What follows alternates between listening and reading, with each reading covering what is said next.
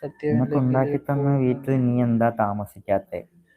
ഞാൻ അവിടെ ഓക്കെ അല്ല, അതുകൊണ്ടാണ് ഞാൻ താമസിക്കാത്തത്. ഞാൻ ഇവിടെയാണ് ഓക്കെ ആയിട്ട് നിൽക്കുന്നത്. എനിക്ക് അവിടെ ഒരു കംഫോർട്ട് ഇല്ല, എനിക്ക് ഇവിടാണ് കംഫോർട്ട്. നീ ഓക്കെ അല്ലാന്ന് പറഞ്ഞു ഇതിന്റെ പേര് ഇനി അവനെ അവരെ മാനസികമായി പീഡിപ്പിച്ചു, അവനെ എന്നെ ശാരീരികമായി എന്നെ പീഡിപ്പിച്ചു, വീട്ടിൽ നിന്ന് ചവിട്ടി ഇറക്കി.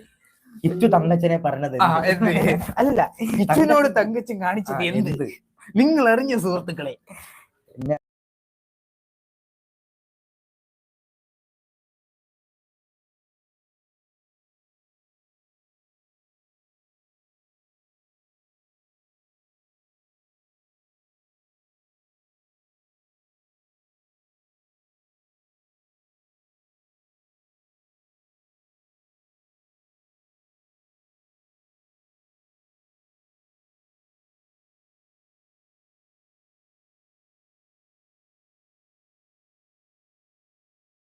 ഇപ്പോൾ നിങ്ങൾ കേട്ട വോയിസ് കിച്ചുവിൻ്റെയാണ്. കഴിഞ്ഞ ദിവസം തൻ്റെ യൂട്യൂബ് ചാനലിൽ ഒരു ലൈവ് വന്നിട്ടുണ്ടായിരുന്നു. ആ ലൈവിൽ വന്ന ചോദ്യങ്ങൾക്ക് മറുപടി കൊടുക്കുന്നതായിരുന്നു കിച്ചു ചെയ്തിട്ടുണ്ടായിരുന്നു. അങ്ങനെ വന്ന ഒരു ചോദ്യമാണ് ഇപ്പോൾ നിങ്ങൾ കേട്ടിട്ടുണ്ടായിരുന്നത്. അതിന് ഉത്തരമാണ് കിച്ചു പറഞ്ഞിട്ടുണ്ടായിരുന്നത്.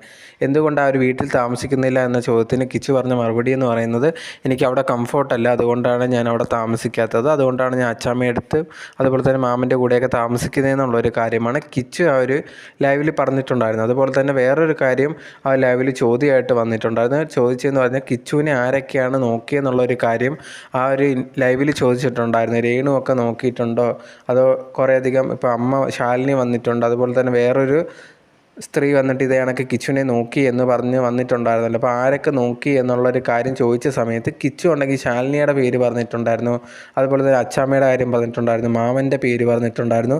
പക്ഷേ രേണു സുധിയുടെ പേര് മാത്രം ആ ഒരു സമയത്ത് പറഞ്ഞിട്ടില്ലായിരുന്നു. ഇതാണിപ്പം കൂടുതലായിട്ട് ചർച്ചാ വിഷയമായേക്കുന്നത്. അപ്പം രേണു കിച്ചുവിനെ നോക്കിയിട്ടില്ല എന്നുള്ളൊരു കാര്യം ഉറപ്പായിട്ടുണ്ട്. ഇല്ലെങ്കിൽ കിച്ചുവിൻ ഉറപ്പായിട്ട് രേണുവിൻ്റെ പേര് പറഞ്ഞേനെ. അത് പറയാത്തതിൻ്റെ അർത്ഥം രേണു ഒരിക്കലും കിച്ചുവിനെ നോക്കിയിട്ടില്ല എന്നുള്ളൊരു കാര്യമാണ് ഇതിൽ തന്നെ നമുക്ക് മനസ്സിലാക്കാൻ സാധിക്കുന്നത്. നിങ്ങൾക്ക് കിച്ചുവിൻ്റെ ഒരു യൂട്യൂബ് ചാനലിൽ പോയി കഴിഞ്ഞാൽ ലൈവ് നോക്കിയാൽ കാണാവുന്നതാണ്. കഴിഞ്ഞ ദിവസം ലൈവ് ഇട്ടിട്ടുണ്ട്. അതിനകത്ത് കുറേ അധികം കാര്യങ്ങൾ പറയുന്നുണ്ട്. അതിനകത്ത് പറഞ്ഞ മെയിനായിട്ടുള്ള 2 പോയിൻ്റാണ് നമ്മളിതിനകത്ത് പറഞ്ഞിട്ടുള്ളത്. സോ ഇതിനോട് തന്നെ നമുക്ക് മനസ്സിലാവും കിച്ചുവിനെ രേണു വലിയതായിട്ട് നോക്കിയിട്ടോ ഒന്നും തന്നെ ചെയ്തിട്ടില്ല എന്നുള്ളൊരു കാര്യം. അതുകൊണ്ടാണ് അവിടെ നിൽക്കാത്തതും കംഫോർട്ടില്ല എന്ന് കിച്ചു പറഞ്ഞതെന്ന് നമുക്ക് ഇതിൽ നിന്ന് മനസ്സിലാക്കാൻ സാധിക്കുന്നുണ്ട്.